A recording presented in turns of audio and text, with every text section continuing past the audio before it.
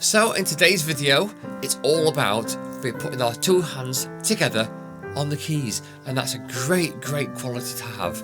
A lot of my pupils come to me and say they can't play hands together, and within 2 or 3 weeks of doing exercises just like these, they are playing hands together and they can't believe how much progress they've made. Now if that sounds something like you're struggling with, stick with me and I'll have you playing two hands together straight away. Let's take a look at these exercises that are going to help you to do just that.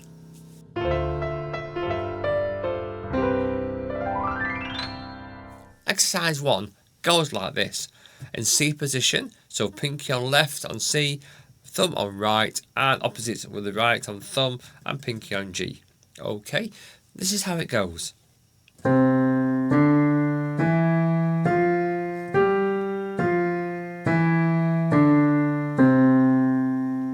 So it's not difficult, but very good for getting your hands together. Just bear in mind though, that your pinky might want to pop up on both sides. So try and keep these hands down. It's your 4th and 5th and just your weak fingers, and you probably already know that. So try and keep them down to your keys, that'll really help you. Okay, here we go with exercise 1 again. 2, 3, 4.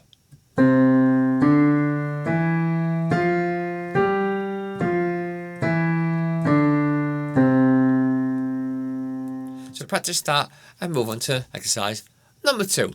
Now exercise number 2 is very similar to number 1, however I'm going to teach you a new topic called contrary motion, or I like to call it mirror playing. So basically what we're going to do is start on thumbs and go up and down and mirror their fingers. So C and G on the left, F and D, E's together, D and F, C and G. Or what I suggest you think about is this. 1, 2, 3, 4, 5, 4, 3, 2, 1. That type of idea. So it really is a great one to use, and it locks your fingers in place. You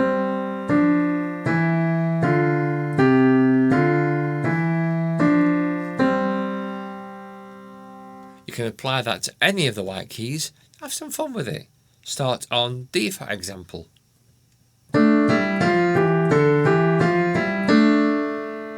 Or G.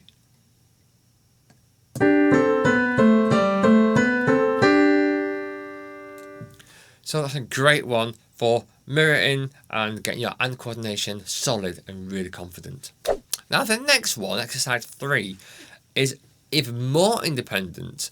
So the left hand is going C, G, C, G, or 5, 1, 5, 1. Whilst your right hand is doing something a little bit more complicated. Let me show you that one. So first of all, we're going to go C and miss this one and play E. So play 1 and 3. And then we're going to do the same kind of motion but in 2 and 4. And then third finger up to the 5th there. And then go back down. And back down again. And so on. Take a listen.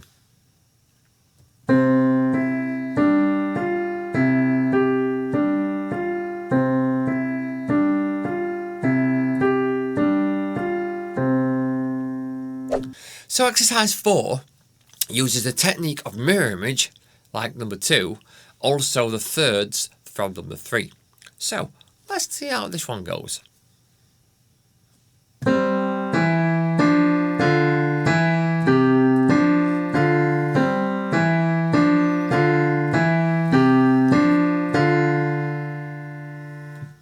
And speed it up.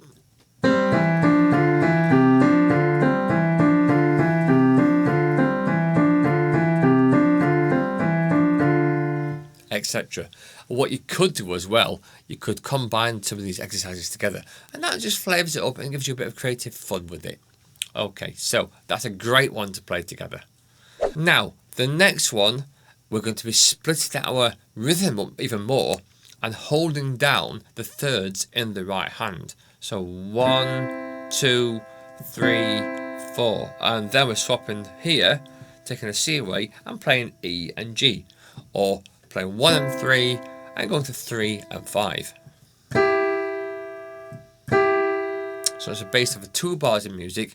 If you're not sure what a bar music is or timing, we've got 1, 2, 3, 4, and the next bar starts again of 1, 2, 3, 4. So the left hand is going up and down, very similar to exercise 1, but we're playing in crotchets, which is 1 beat per count and not in quavers. Okay, so basically we're doing this. And switch.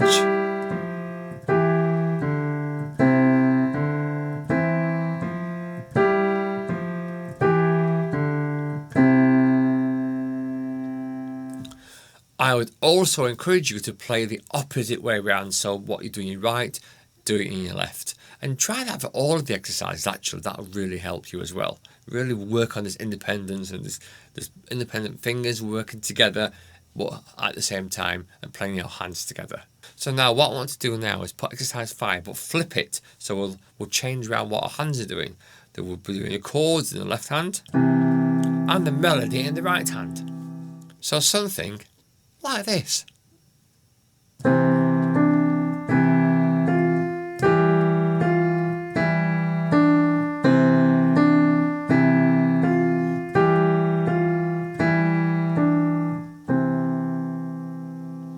And it's actually not as easy as you think. So spend some time and really get that down.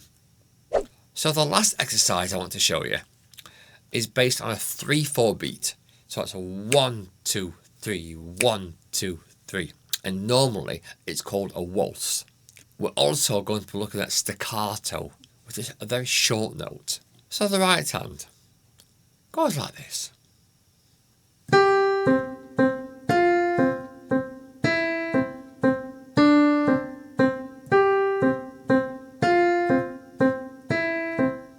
The first note is long, and the 2 shorter notes are obviously staccato.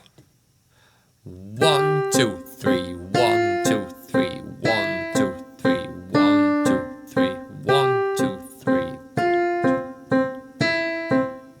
1, 2, 3. So the left hand wants to do exactly the same as the right hand, but mirror image. And you're noticing the pattern with the mirror image, it's so important to get that down. Here we go.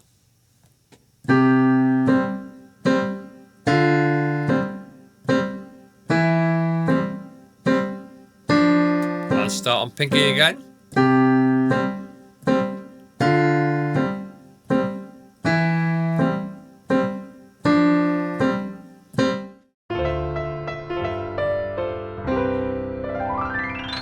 Have some fun. Move your hands around now. Now you've got the general concept of what your fingers are doing together.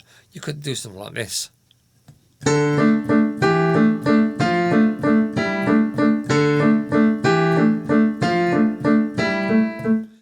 Could do is actually combine some of these together and make up your own music, and that's called improvising. Once you've learnt them all and you're really confident with them, start to put them together.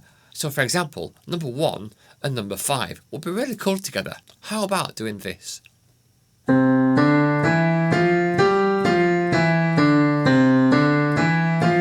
exercise 5.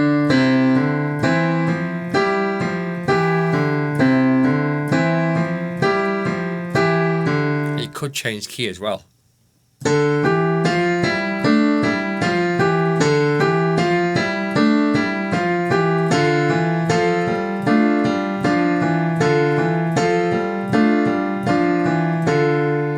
And that was a variant of number 2 and number 5. So play about with them. All these are going to really help you put your hands together, get coordination, and just get your fingers developed, and also the strength of your 4th and 5th fingers.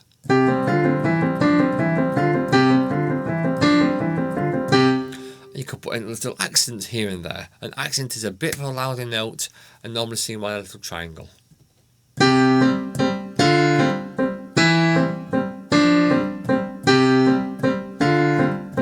Add some dynamics. Dynamics is basically how loud and quiet the notes are, depending on how heavy you play. So you could do something really quiet like this. And gradually get louder.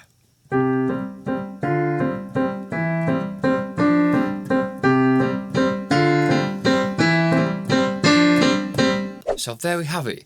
I want you to really work hard on your dexterity, your strength, your independence, bring your hands together, and before you know it, you'll be playing some amazing pieces of music and be able to get real confident behind the keys. Now, next week's video is going to be advanced version of these, and we're going to go different keys and some more rhythms, and it's going to be fantastic. So I'm working on that right now, so I'll look forward to seeing you there. Until then, keep on getting your hands together.